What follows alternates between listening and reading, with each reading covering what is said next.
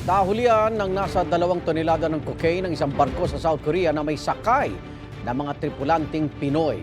Ayon sa kumpanyang nagmamayari ng barko, hindi nila alam kung paano naisakay roon ang mga droga. May unang balita si Ian Cruz. Ang cargo vessel na ito na nakadaong sa South Korea natunugan ng mga otoridad na meron daw illegal na karga.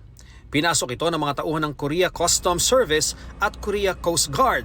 Pagdating sa engine room, pumasok sila sa nadiskubreng hidden compartment sa likod at nakita ang ilang kargamento. Kumuha sila ng isang nakabalot na package na may logo ng isang luxury brand. Nang laslasin, white substance ang tumambad. Kumuha sila ng sample at doon din agad tinest.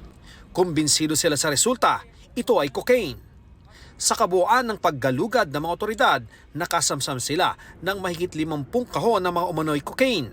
Nasa 2 tonelada ang bigat ng mga ito at itinuturing na pinakamalaking drug haul sa kasaysayan ng South Korea. Ayon sa mga otoridad, galing sa Federal Bureau of Investigation at Homeland Security Investigations ng Amerika ang tip tungkol sa kontrabando. Anila, nang galing sa Mexico ang barko at naglayag sa Ecuador, Panama at China bago dumaong sa South Korea. Iniimbestigahan na ang kapitan ng barko at inaalam kung saan dadalhin ang mga droga. Hindi pinangalanan ng barko pero sa pahayag ng kumpanyang JJ Aglan Companies, kinumpirma nilang pag-aari nila ang barko, ang Norwegian flag na MV Lunita. Di pa raw malinaw kung paano naisakay roon ang mga droga. Nakikipagtulungan na raw sila sa investigasyon sa South Korea at iba pang jurisdiction.